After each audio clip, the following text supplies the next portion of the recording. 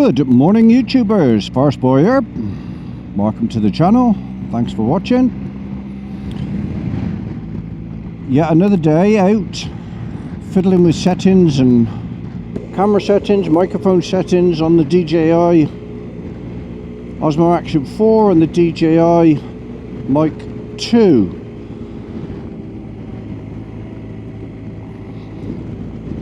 I've found a couple of slight issues that I'm out this morning trying to see if I can get over, to be honest. Anyway, we'll have a little ride around, maybe go up towards Ross on Wye or something like that. And if that's something you're interested in, get yourself a cup of tea. Join me after the intro.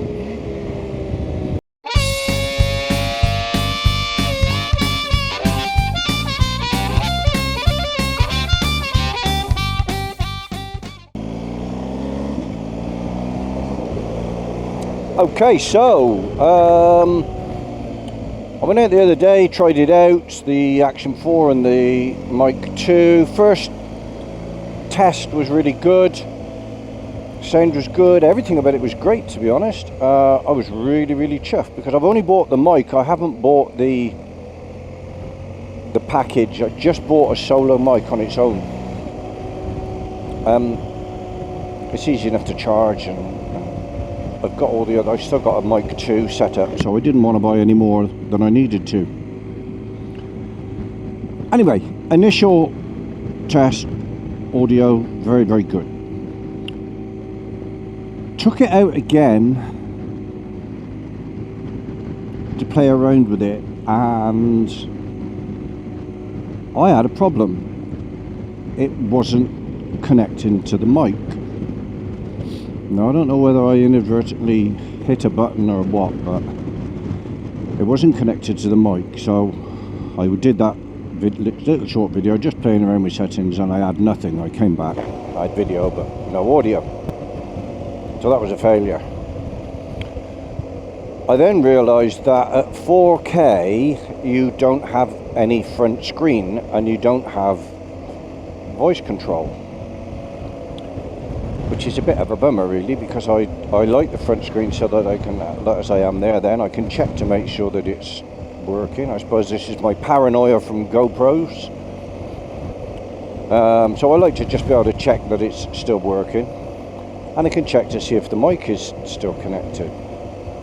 So you lose that ability at 4K. So today I'm out filming at 2.7K, because then you get voice control back and you get the front screen, so you can see what's going on. So that's okay. Well, hopefully that's okay. I had an issue with the mic yesterday in that it would not connect to the camera at all. It had lost the link and it would not reconnect. But in the end, I had to take the battery out of the camera, put it back in, and then it connected straight away, instantly. I mean, the connection on this thing is instant. If it's going to connect, it'll connect instantly. Well, I was a bit concerned about that, so I went onto the DJI site, checked make sure I got the latest firmware update, which I had. I tried it, must have been 10-20 times I played around with it, and it connected every time, every single time. So I don't know whether that was just a fluke, a one-off, I don't know, only time will tell. But the other issue that I'm sure DJI will fix in updates later on is that if you're just using the quick record button, which is the easiest way to use a camera, is just to press the record button rather than keep turning the camera on and off. You press the record button, it instantly starts recording. You hit it again, it stops recording and turns the camera off. So you get huge battery life that way. But the DJI Mic2 is taking between 15 and 20 seconds every time to connect when you do it that way. So I suppose you would get used to that.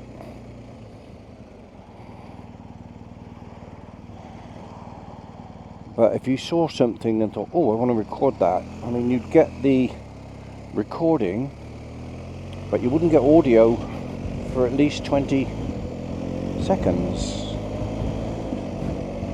Not the end of the world, but it's slightly disappointing to say the least. And the problem is that the audio that you do get on your footage is the audio from the camera, which obviously is very rough, very harsh. It's not nice audio at all. As soon as the mic kicks in, then the audio is great. But in those 20 seconds when you're waiting for the mic to kick in, you're getting this horrible, harsh audio, which is direct from the cameras. The camera's microphones are picking up, which is not good audio on a motorcycle. I mean, it might be okay for walking around, but it's definitely no good on a motorcycle. So, a couple of little issues there. They're not the end of the world, but they're not great either. I mean, the setup with just the mic stuck inside the helmet is absolutely great. No cables, no media mods, no frames, no nothing. It's superb. For ease of use and convenience, it couldn't really be any better. It's just two small items, the camera, which fits on with a magnetic mount, so it's literally 2 or 3 seconds to take the camera off. If I were to take the camera off and put it on this mount here, it is 2 or 3 seconds. I mean, in fact, you could do it going along. I wouldn't, but you could at a push.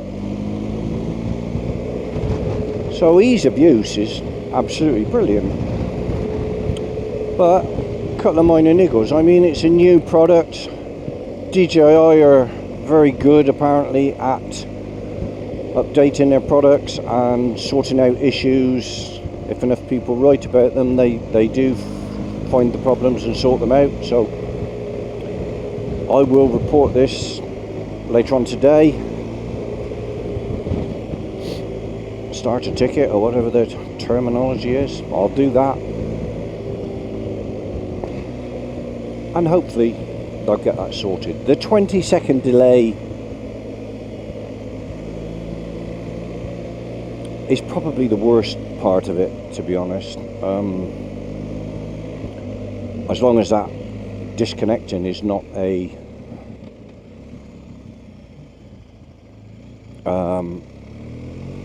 problem that keeps occurring. I mean, if that was just a one-off, then that's fine. I have no issues with that.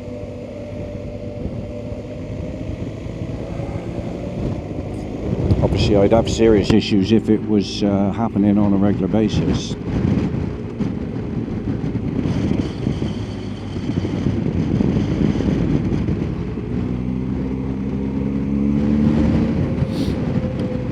So I'm getting ready for a trip to Scotland in about 10 days. We're going to hopefully make a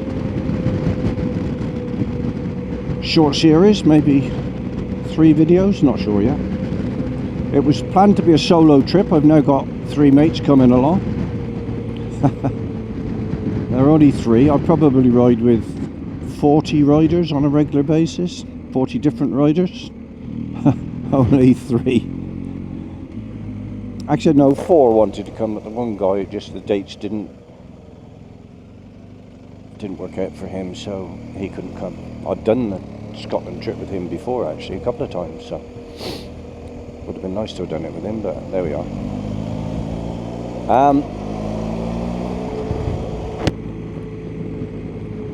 Yeah, so that's going to be a good trip. I've done NC500 in the Highlands many times. I've done it in the spring, I've done it in the autumn, I've done it in the summer. I've never done it in the winter, so I thought,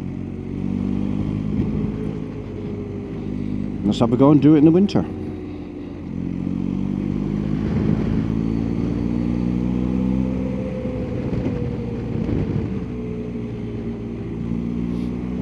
We're only taking 5 days, so we've got a long first day and a long last day. So the long first day will be from home up to Troon, and then it'll be, the next day will be Inverness, the day after that will be Ullapool, and the day after that will be John O'Groats. And then there's a longish day back to, through the Highlands, through the Lect and the ski areas, back to Edinburgh. And then day 5 after Edinburgh is just blasting back down the motorway to come home. So day 1 and day 5 are crap, to be honest, but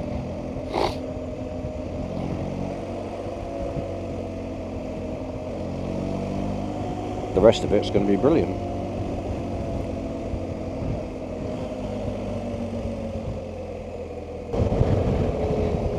Okay, so I've tried disconnecting, and I've tried using the start again. I've tried hitting the instant record button on and instant record button off a couple of times now, and it's connected every time. So I don't think there's any issues there. There is that lag, as I say. Anyway, I'll see when I get back.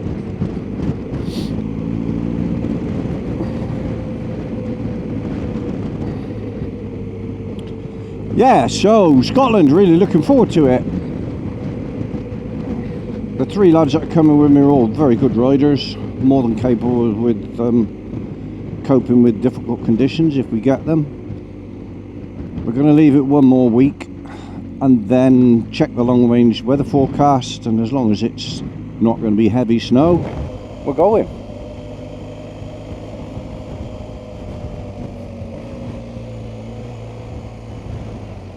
Do you know what? I'll go this way. Change my mind. Yeah, so it should be good. Managed to put a Forest Boy Rides sticker on the signpost at John O'Groats. Would be great. This time of year it'll stay uncovered for a little while.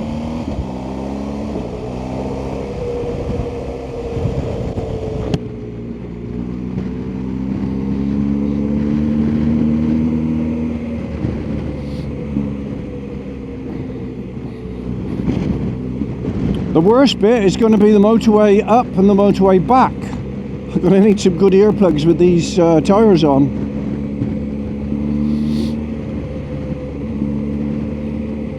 I did a bit of dual carriageway with them the other day. Oh my god, they're noisy. They handle beautiful, but they're noisy. I'm not sure about the braking on them. They certainly don't stop as quick as normal road tyres. I'm having to brake. It's caught me out a couple of times, to be honest. I've done my usual sort of braking, which, you know, is very much muscle memory, isn't it? And she haven't stopped. But I suppose they've been on, I don't know, I've done a few 100 miles on them now, so it doesn't take long to get used to that kind of thing. It is a beautiful day. It's 9 degrees. Sunday morning.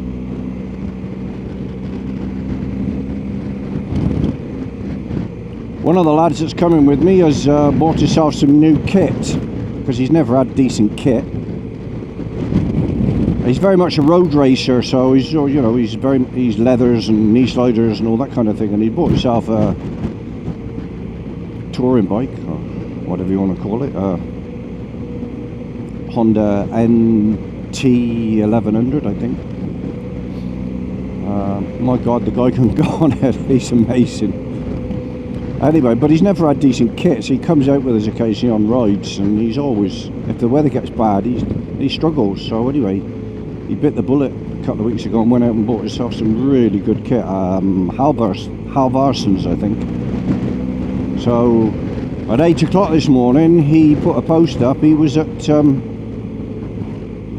up at the Elam Valley, so he obviously left in the dark. So I'm interested to see how he got on with his kit. I mean, cracking kit, Halvarsons, obviously.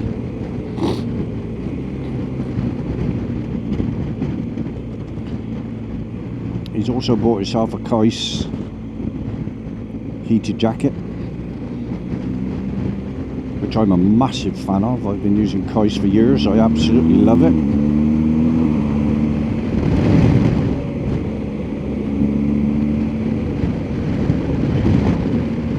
So hopefully he'll enjoy the ride through Scotland, even if the weather's bad, which I suppose is pretty inevitable. We're definitely going to get rained on. Hopefully we won't get snowed on, but if we do, we do.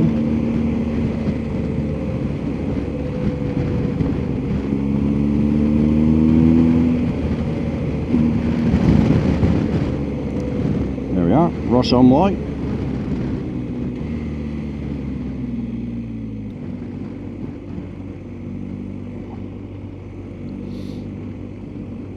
So while I'm just heading back now, I've switched the camera on and off 3 or 4 times, it seems to be okay. I'll give an update on the BMW 1250GS quick shifter, which have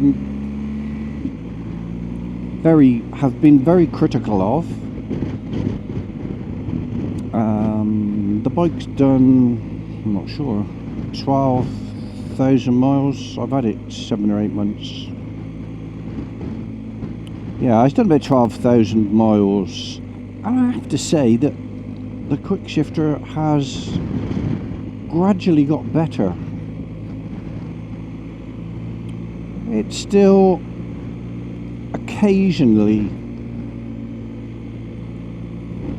gives me a kick in the ass, but I've got to say it has definitely improved, to the point where I'm quite happy to live with it and use it all the time. Up and down. It still does the odd stick on the way down. Don't know why it does it. Maybe I'm just not quite off the revs enough. I feel like I am, but maybe I'm not. I'm in 2 gears there instantly, no problem at all. I'm in 3rd now. 2nd, easy. 3rd, 4th, 5th, or 2nd, 3rd, 4th, sorry. Yeah, it seems to be, it definitely's got better. It's not silky smooth.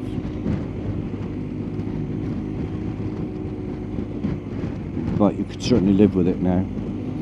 I watched Lamb Chops the other day.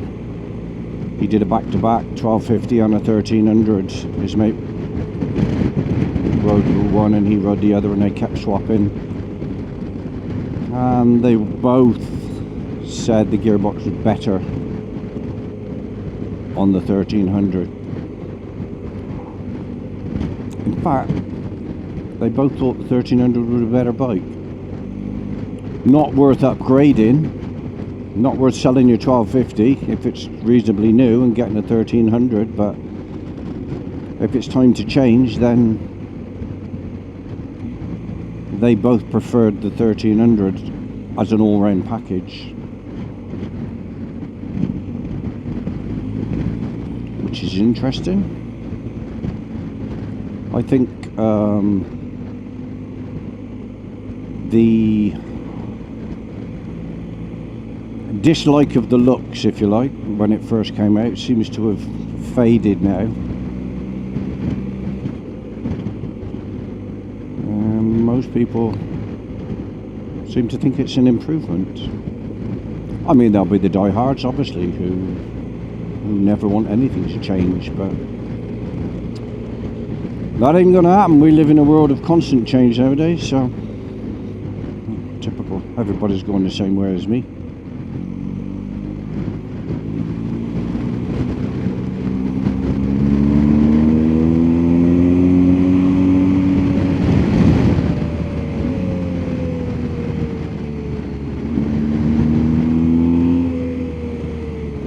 This is a nasty corner. Always covered in crap.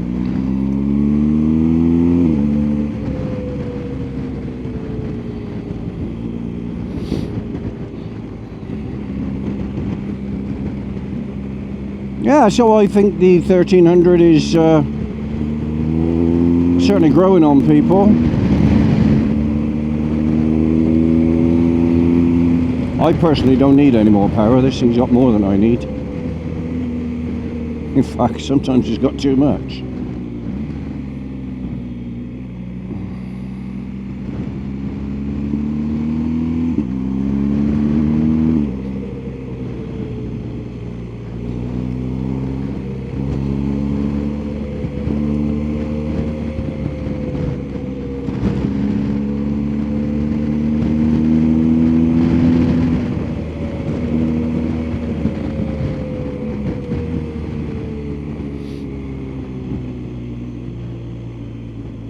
I think when I come back from Scotland, I'll borrow one from a local BMW dealer.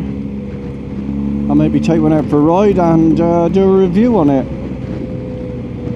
I also want to take the Harley Pan American out and do a review on that, because I've got a couple of mates who ride them, and I've said before, I am definitely not a Harley fan, but that bike just impresses me.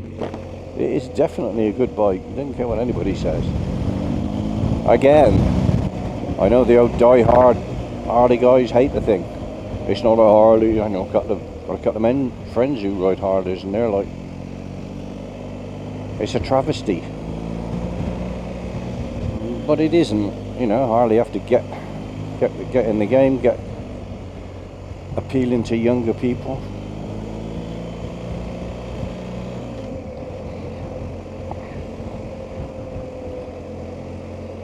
And younger people want the technology, want the gadgets.